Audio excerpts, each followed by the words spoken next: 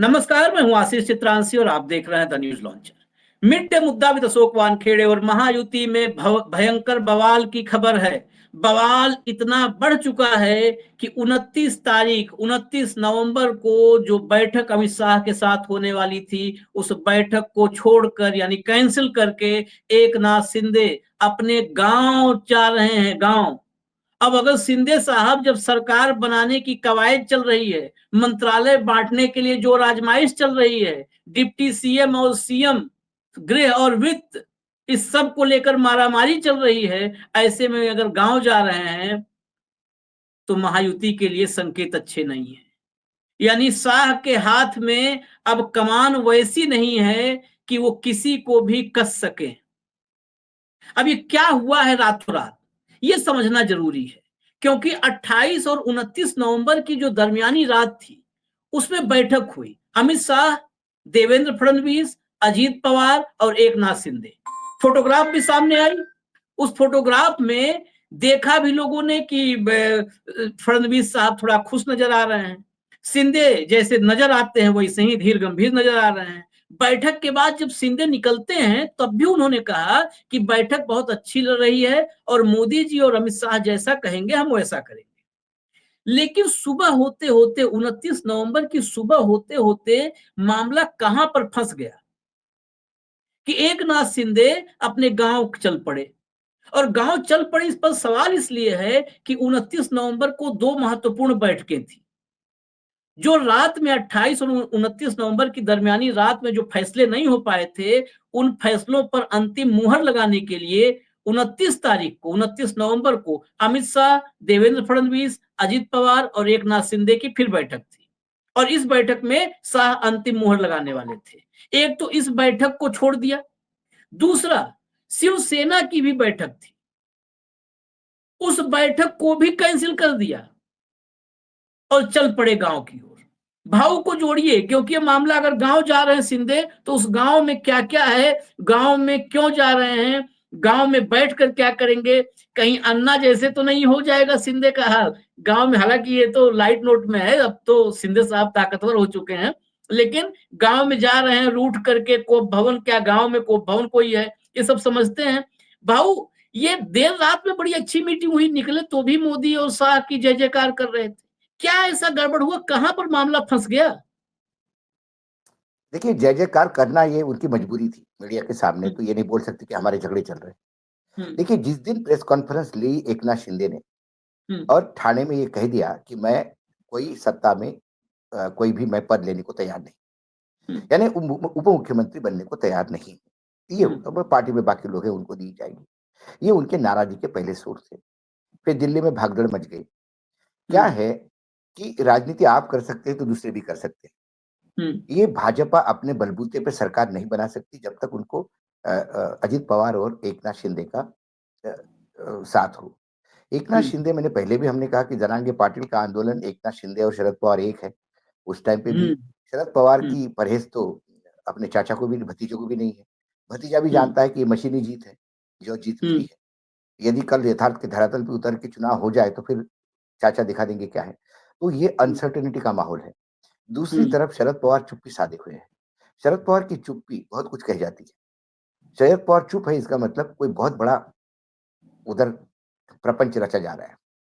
और जो बात उन्होंने कही कि देखिए, जब उप मुख्यमंत्री पद यदि उनको जबरदस्ती लिया जाएगा, यदि वो बोला जाएगा कि नहीं, मैसेज नहीं जाएगा आप उप मुख्यमंत्री पद बनना ही, तो फिर वो गृह मंत्रालय भी मांग रहे हैं, अर्बन डेवलपमेंट भी मांग रहे हैं, वो जो उनके पास दूसरे डिपार्टमेंट ऑलरेडी है वो मांग रहे हैं। तो बीजेपी के पास क्या रहेगा? बीजेपी के पास यदि गृह मंत्रालय भी गया, वित्त मंत्रालय भी गया, सब साथियों को चला गया, तो फिर बीजेपी के पास सिर्फ मुख्यमंत्री पद रहेगा। उस मुख्यमंत्री पद पे भी कितना दम, क्योंकि एक दिल्ली चलाएगी सरकार को, साथ में एकनाथ शिंदे और अजित पवार, ये अपने बलबूते पे सरकार अपने हिसाब से चलाएंगे। ये जरूरी नहीं कि जो कहे उसी हिसाब से चले। तो यहाँ पे अब थोड़ा मामला फंस गया। देखिए, बात बड़ी सीधी थी। अब कुछ अंधभक्त ये भी कह रहे होंगे कि भाई बीजेपी चुनाव जीत गई तो इनको तकलीफ हो रही है तो बोल रहे। अब सीधी बात है, जिस मैसिव मैंडेट के साथ मशीनी जीत हुई है बीजेपी की, उसके बाद तो मुख्यमंत्री दूसरे दिन शपथ ले लेना चाहिए था। मुख्यमंत्री शपथ लेता और उसके बाद सरकार बनती रहती, प्रॉब्लम थोड़ी था। मंत्रिमंडल तो बाद में भी अलॉट हो जाता। हम्म मंत्रिमंडल अलॉट होने में हरियाणा में बहुत टाइम लग गया था, याद होगा आपको। मंत्री तो बन हम्म। गए थे लेकिन डिपार्टमेंट ही नहीं बटे थे। मध्य प्रदेश में भी नहीं ऐसा ही हुआ था, काफी देर तक डिपार्टमेंट नहीं बटे थे। नहीं, एक तो ताजा उदाहरण जोड़ दूं भाऊ, बस ताजा। हम्म, हेमंत सोरेन ने शपथ ली, अकेले लिए शपथ। न कोई कांग्रेस का मंत्री है, न माले का है, और न जेएमएम का है, अकेले शपथ ली। वहां भी तो अलायंस की सरकार है। वो भाई बाद वहां में सरकार नहीं। अभी क्या हो गया, हेमंत सोरेन की सरकार स्थापित हो गई शपथ हाँ लेने के बाद। अब वो मंत्रिमंडल का विस्तार करेंगे, मंत्री बनाएंगे, सहयोगी को क्या देंगे उसको, लेकिन सरकार तो हमारी है, ये आश्वासन के साथ बता दिया। हाँ। यहाँ पे हेमंत सोरेन से भी ज्यादा मैंडेट, मैसिव मैंडेट मिला है महाराष्ट्र में। और हम्म महाराष्ट्र का मुख्यमंत्री कौन होगा? दूसरा एक पेच अंदर जो फंसा है, जो मुझे भी कुछ सोर्सेस ने बताया, हम्म जैसा कि ये एक्सपेरिमेंट करने की तैयारी में थे कि कोई मध्य प्रदेश, छत्तीसगढ़, राजस्थान जैसा ही कुछ मामला कायदा है कि कोई नया हम्म नवेला एक पहले टाइमर को मुख्यमंत्री बना दिया जाए, हम्म पुरानों को सब हटा दिया जाए, ये भी एक चर्चा चल रही थी। लेकिन फिर हम्म एकनाथ शिंदे और अजित पवार ने ये भी बोल दिया कि हम किसी जूनियर के नीचे काम नहीं करेंगे। हम्म यदि हम मुख्यमंत्री कोई हमको चाहिए तो फिर सीनियर आदमी चाहिए जो हमारे लेवल का हो। हम्म जबरदस्ती आप किसी अरे गहरे नत्थु खैरे को बोल देंगे कि हमने बोल दिया इसलिए मुख्यमंत्री बन गया। हम्म शर्मा जी के अंडर बाकी लोग काम करते, क्योंकि बीजेपी में तो अब सीनियरिटी जूनियरिटी कुछ रही नहीं। बीजेपी हम्म में कोई आत्मसम्मान नाम का काम नहीं रहा, तो इसलिए कैलाश विजयवर्गीय भी यादव जी के नीचे काम करते हैं। जबकि हम्म यादव की उंगली पकड़ के कैलाश राजनीति में लाए थे। अब ये हम्म कैलाश का दुर्भाग्य है कि क्या है, पार्टी की डिसिप्लिन है, नहीं बोल सकते। लेकिन अजीत दादा और इनको कोई रोक तो नहीं है। ये हम्म किसी किसी जूनियर आदमी के साथ कल लोढ़ा साहब को ही बना दिया मुख्यमंत्री, हम्म या कोई फर्स्ट टाइमर को बना दिया, तो उसके अंडर ये मुख्यमंत्री कैसे बने? भाई वहां पे भी जब उद्धव मुख्यमंत्री बने तो उद्धव के लिए भी, जब उद्धव जी से मेरी जब बात हुई 2.5 साल में, तो उद्धव ने हम्म कहा कि वाकई मुझे मुख्यमंत्री नहीं बनना था। हम्म सरकार बन रही थी, तय हो गया था, हम साथ में सरकार बना रहे थे। तो जिस होटल में सारे एमएलए थे, जहां परेड हो गई थी, वहां पे मुझे शरद पवार साइड में ले गए। तो बोले फिर आप तैयारी करो। मैंने कहा, बोले तैयारी तो है पूरी, हम्म पूरे हम्म एमएलए अपने साथ है और अपनी सरकार बना रहे। बोला, बोले हम्म नहीं मुख्यमंत्री पद की। तो इन्होंने कहा कि नहीं नहीं नहीं, मुख्यमंत्री मैं नहीं बनना चाहता। हम्म तब उद्धव ठाकरे को उन्होंने कहा कि यदि आप मुख्यमंत्री नहीं बनोगे तो फिर कांग्रेस और मेरे भी पार्टी में किसी दूसरे आदमी के अंडर काम नहीं करेंगे। हम्म यदि एकनाथ शिंदे को मुख्यमंत्री बनते तो हो सकता है कि, मतलब उनका ये कहना था कि अजित पवार या कांग्रेस के लोग एकनाथ जी के अंडर नहीं बनना चाहेंगे। हम्म ये रिजर्वेशन है। आप सीनियर है, आप भले ही आपका पास एक्सपीरियंस नहीं है, लेकिन आपका नाम है एक बड़े पद पे, तो हाँ आपके साथ काम करने को तैयार है। तो जब उन्होंने कहा कि मैं जब घर आया आदित्य को लेके, तो मेरी पत्नी थोड़ी देर पहले ही बाहर से आई थी घर पे, हम्म आके थोड़ी बेड पे लेटी हुई थी। इतने में मेरे छोटे बेटे ने अपने माँ को पूछा कि शपथ विधि में क्या, कौन सी साड़ी पहन के जाओगी? तो उन्होंने कहा, हम्म किसका शपथ विधि और मैं क्यों जाऊं? तो बोला, हम्म पापा मुख्यमंत्री बन रहे हैं। जैसे उसने कहा कि बाबा मुख्यमंत्री बन रहे हैं, कि उनकी पत्नी एकदम उतनी शार्प रिएक्शन थी कि ये कहाँ से खबर लाते हो? हम्म इतने में उद्धव अंदर चले गए घर में। उद्धव को बोला, क्या है, आपकी हालत देखिए, आपकी हेल्थ देखिए, आपको किसने कहा मुख्यमंत्री बनने के लिए? फिर उन्हें उनको समझाया। ये बात उद्धव, आदित्य, उनकी पत्नी रश्मि जी, ये सब साथ में बैठ के उनके दिल्ली प्रवास के, और 2-3 मराठी पत्रकार भी थे। रात को हम्म 1:30 बजे तक ये बातें होती रही कि कैसा हुआ, क्या हुआ। तो ये जूनियरिटी सीनियरिटी का भी सवाल है। तो हम्म अब दिल्ली अपने हिसाब से कोई रबर स्टैम्प नहीं भेजेगा। अब उनकी मजबूरी हो गई कि वो अजित इसको देवेंद्र फडणवीस को ही भेजे। हम्म देवेंद्र फडणवीस मुख्यमंत्री रहेंगे तो ये दोनों उप मुख्यमंत्री रहेंगे। अब डिपार्टमेंट पे ऊपर लाट पटकी हुई है, क्योंकि इन दोनों को पता है कि इनके बगैर ये सरकार नहीं बना सकती। हम्म और अभी लोगे तो मिलेगा, बाद में, अभी तो मंत्री बना लो बाद में मिलेंगे, वो नहीं होता। हम्म फिर वो भागा-दौड़ी होती है। तो ये जब तक डिपार्टमेंट क्लियर नहीं होंगे, देखिए आज 23, आज कितने हो गए, 29 है। 29, हाँ। है ना? ऑलमोस्ट 1 हम्म वीक हो गया। हम्म पार्लियामेंट, वो विधानसभा की मुदत भी सब खत्म हो गई। हम्म मैसिव मैंडेट आने के बाद मैंने कहा कहीं उदासीनता है पूरे राज्य में, कहीं विजय जुलूस और कोई वो जो उत्साह होता है कि आ गई सरकार वाली कोई उत्साह नहीं दिखता। लोग पूछते क्या हुआ? हम्म और इनको भी नहीं गले पड़ रही चीजें। हम्म सरकार भी चलानी है, 2100 रुपए भी देना है, तिजोरी भी खाली है, बहुत सारी चीजें करनी है और दिल्ली को भी संभालना है। तो जितना दूर से थाली सजी हुई दिखती थी, वो जब मुंबई से थाली दिल्ली आई तो पता पड़ा इसमें मिर्च भी ज्यादा है, खाने में तीखा है थोड़ा। वो कोल्हापुरी सब्जी हो गई है, कोल्हापुरी तीखी मिर्ची, और विदर्भ का सावजी चिकन, इसका भी तड़का लग गया। तो इसके बीच में रास्ता निकालना है, और सबको पता है कि अभी जो कुछ होगा होगा, बाद में नहीं होगा। तो अभी सब अड़े हुए हैं, इसी वजह से वो गए सबके सामने। बहुत अच्छा हुआ, बहुत अच्छी मीटिंग हुई। तो आज शपथ विधि हो जाना चाहिए था भाई। हाँ यार शपथ विधि का डेट डिक्लेयर कर देते कि एक ने देवेंद्र फडणवीस शपथ विधि ले रहे, शपथ ले रहे, और मंडे को स्टेडियम में भारी तादाद में होगी, ये आएंगे वो आएंगे, वो सब होगा। अभी तक नाम ही नहीं सामने आ रहा है।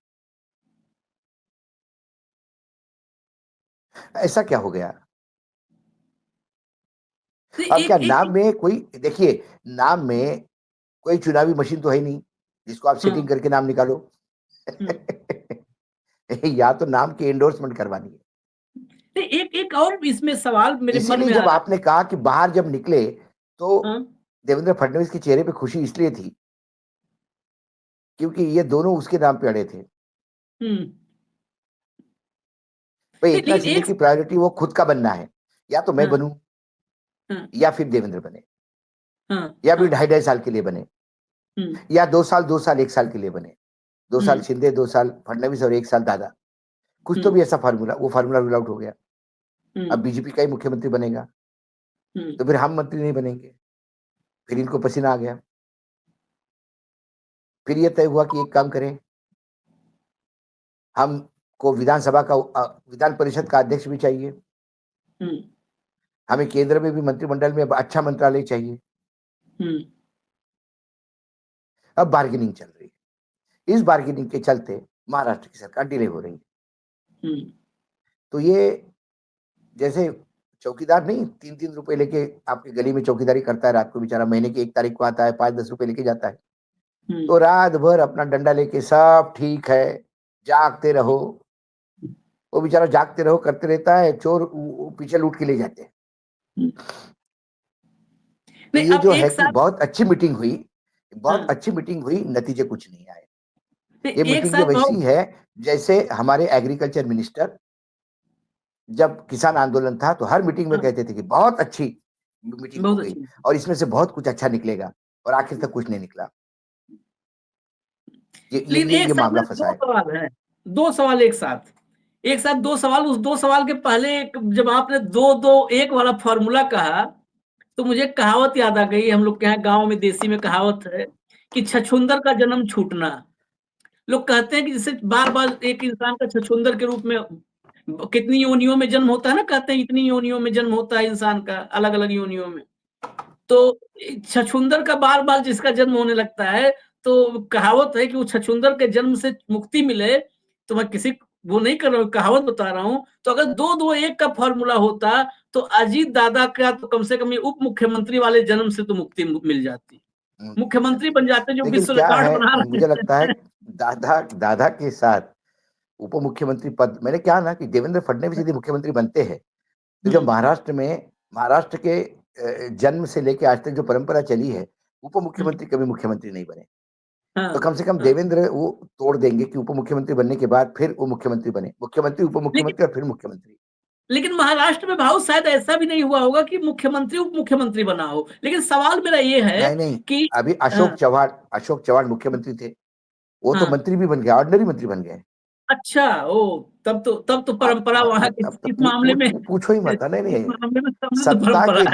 सत्ता के लिए देखिए, उस मामले में मैं पृथ्वीराज चौहान को थोड़ा इसलिए मैं उनको सम्मान करता हूँ। वो मुख्यमंत्री रहे, उसके बाद वो मंत्री नहीं बने। हाँ, स्पीकर पद उनको देते तो ले लेते, लेकिन वो स्पीकर फिर बाद में वो भी नहीं रहे। नहीं, एक सवाल संजय सिरसाट जो विधायक भी हैं और प्रवक्ता भी हैं शिंदे की शिवसेना के, उनका एक बयान बड़ा गौर करने वाला है। वो अभी भी इस बात पे जो लेटेस्ट बयान मैंने देखा, वो कह रहे हैं कि शिंदे कोई पद नहीं लेंगे, क्योंकि इस मामले में जो आपने पृथ्वीराज चौहान की बात कही, वही कहीं ना कहीं ठसक है शिंदे के भीतर कि मैं डिप्टी सीएम कोई और बन जाए, मेरी पार्टी का किसी को बना दूं। वो संजय सिरसाट के बयान में झलक रहा है कि शिंदे जी डिप्टी सीएम नहीं बनना चाहते हैं, वो एक मामला। दूसरा, होम, शिंदे होम चाह रहे हैं, वित्त हमेशा की तरह अजीत दादा चाह रहे हैं। एक तो ये सवाल थोड़ा सा समझना है कि ये आखिर क्या है, शिंदे डिप्टी अर्बन सीएम बनेंगे। डेवलपमेंट, अर्बन हाँ, अर्बन। डेवलपमेंट। और दूसरा इसी से जुड़ा सवाल है कि मान लिया कि डिप्टी सीएम पर और होम मिनिस्ट्री पर, फिनांस पर, अर्बन डेवलपमेंट पे सहमति नहीं बन पा रही, मान लिया नहीं बन पा रही, लेकिन ये तो सहमति बन गई है ना कि देवेंद्र फडणवीस सीएम होंगे। इतना ही डिक्लेयर कर देते कि हम जो है मुख्यमंत्री देवेंद्र फडणवीस होंगे। फडणवीस का नाम डिक्लेयर करने में क्या दिक्कत है? अब दूसरा यहां भी थोड़ा दूसरा डाउट होता है। नहीं, दूसरा डर ये है कि वो हम्म, चाहते हैं कि आ, वो मंत्री बने, उप मुख्यमंत्री हम्म, बने एक नाथ शिंदे। हम्म, उसका एक कारण है दूसरा। देखिए, बीजेपी का मेन मेन बिग प्लान क्या था? बीजेपी का हम्म, बिग प्लान था कि महाराष्ट्र में कांग्रेस वर्सेस बीजेपी लड़ती रहे, हम्म, शिवसेना को खत्म करो। हम्म, और कांग्रेस और अब हुआ क्या, उस शिवसेना को खत्म करने के चक्कर में इस शिवसेना को जन्म दिया।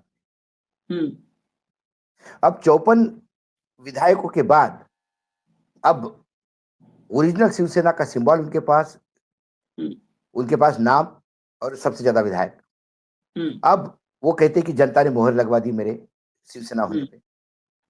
अब वो उनमें से आनंद दिघे जागा हो गया, जग गए। हम्म, हम्म, अब वो पूरे महाराष्ट्र भर घूम घूम के पार्टी को ताकतवर बनाना चाहते हैं हम्म, कि अगले चुनाव तक विधानसभा हो या लोकसभा, बराबरी की सीट मांगेंगे एक नाथ शिंदे। हम्म, 48 में से 24 पे आप लड़ो, 24 में मैं लड़ूंगा। हम्म, विधानसभा में इतनी लड़ूंगा, मैं उतनी लड़ूंगा।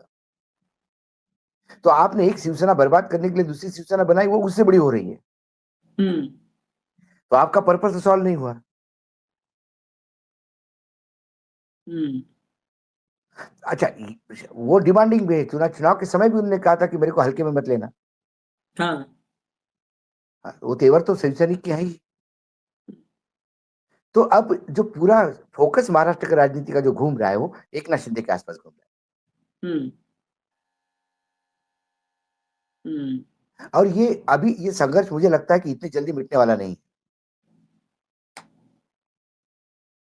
मंत्रिमंडल ठीक है। के आवंटन, मंत्री की शपथ विधि, उसके बाद कारपोरेशन के चेयरमैन, हम्म, विधान परिषद के सदस्य, उसमें सब बंटवारा होगा।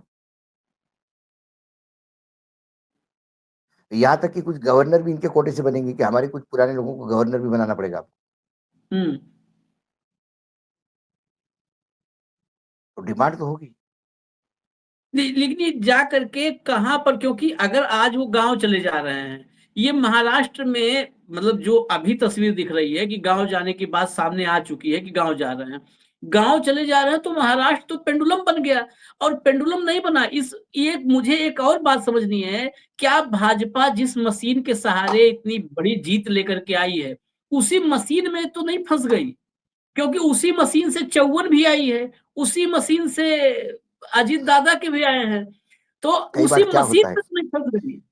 कई बार क्या होता है, आदमी जल्दीबाजी में जिस हम्म, डाल पे बैठा है उसी को तोड़ना शुरू करता है।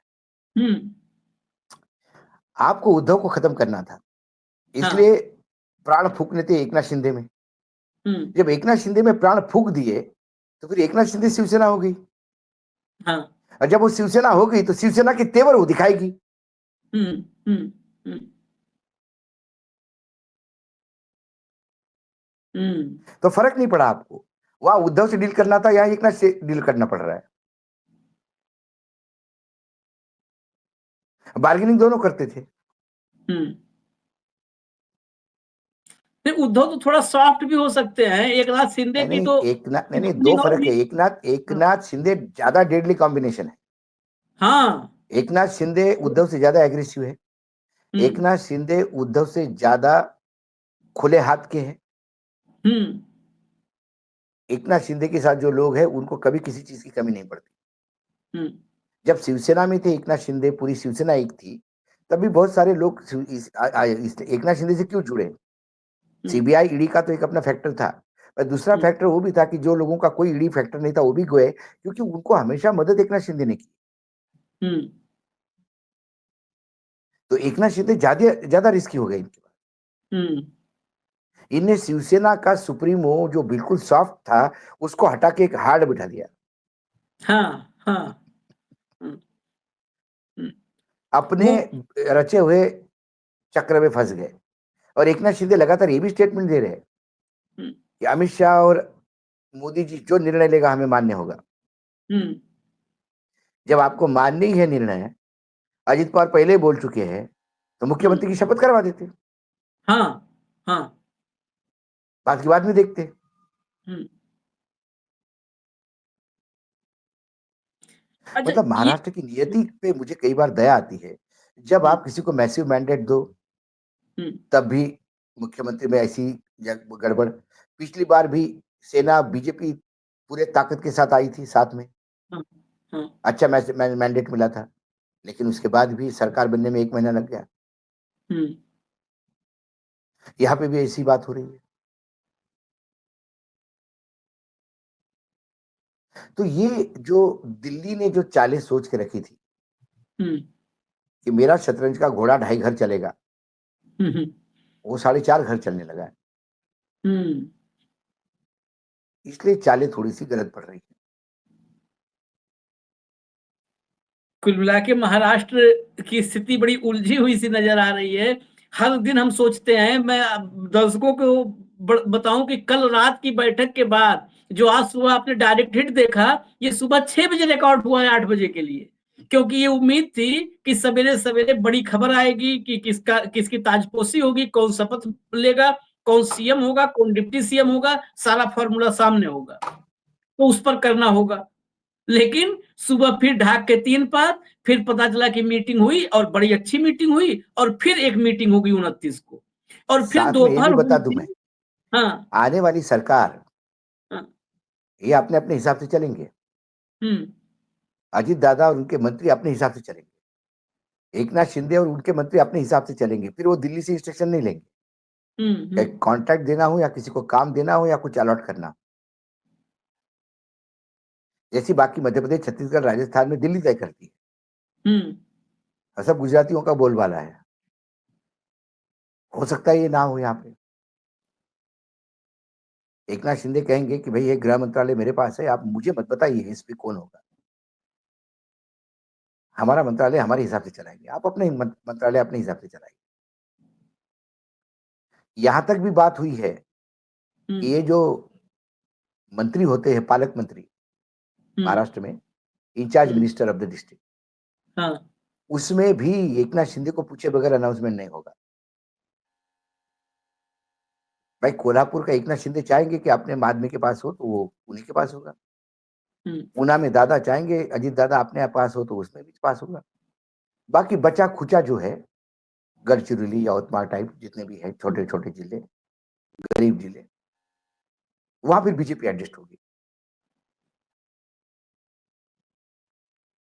हम्म।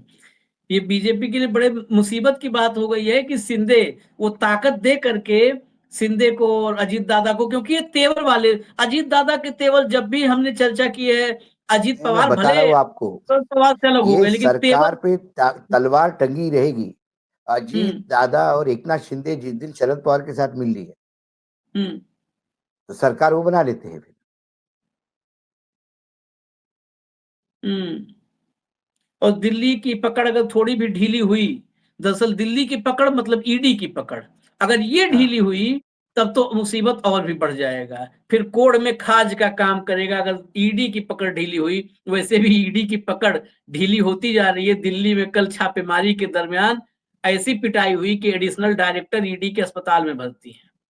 ये हालत हो गई है, क्योंकि जब किसी केंद्रीय एजेंसी पर ये आरोप बार बार लगने लगते हैं और लोगों के मन में बैठने लगता है कि ये उसूली गैंग है, ये उगाही गैंग है, तो फिर उसका इकबाल खत्म हो जाता है। जनता कहती है चलो, या अपराधी भी कहता है चलो अब निपट ही लेते हैं आर पार। खैर, महाराष्ट्र में आर पार की इस लड़ाई में कौन निपटेगा, कौन निपटाएगा, इस पर हमारी नजर बनी हुई है। देखते हैं, शिंदे गांव जाते हैं, बीच में कहीं हॉल्ट कर जाते हैं, ये राजनेताओं का पता नहीं होता है। खासकर हाँ। महाराष्ट्र की राजनीति में अक्सर भाव ने शरद पवार के बारे में बताया है कि उनके ड्राइवर को घर से निकलते समय पता नहीं होता है कि जाना कहाँ है। वो कहते हैं नहीं कि नहीं, रेलवे स्टेशन, तो उसको वहां ये जाके कहते गारंटी हैं नहीं होती, आशीष में थोड़ा आपको उसमें करेक्ट करूं, ड्राइवर को ये पता नहीं होता है जहां जाने के लिए बोला गया है वही जाना है या नहीं। हाँ हाँ आपको बोला 10 जनपद चलो और रास्ते में कहेंगे कि नहीं जरा 4 विल्सन क्रिश्चियन चलो या 2 तिलक मार्ग चलो, वो भी नहीं पता। और दाएं हाथ तो को वही, पता नहीं बाएं हाथ क्या कर रहा है। तो उसी शरद पवार के महाराष्ट्र जो आज की तारीख में सबसे वयोवृद्ध नेता वही हैं, तो उन्हीं के राज्य के ये धुरंधर हैं, शिंदे हो चाहे अजित पवार हो। ये दिल्ली से निकलेंगे सतारा वाले अपने गांव जाने के लिए, रास्ते में हो सकता है कहीं और हॉल्ट हो, किसी ढाबे पे नाश्ता पानी फिक्स हो, क्या पता। अब देखना होगा इस गांव के रूट पर भी भाऊ महाराष्ट्र में ही है, तो गांव के रूट पर भी नजर रखेंगे कि कहाँ कहाँ मुलाकात होती है, किससे बात होती है, और गांव में जाते हैं तो क्या करते हैं। फिलहाल मुझे इजाजत दीजिए, देखते रहिए न्यूज लॉन्चर आप लोग। कल दोपहर फिर आएंगे हम, उम्मीद के साथ आएंगे कि कुछ महाराष्ट्र का निर्णय हो जाए, कुछ हल हो जाए, इसी उम्मीद के साथ भाव के साथ मिड डे मुद्दा विद अशोक वानखेड़े होगा। दीजिए इजाजत, नमस्कार।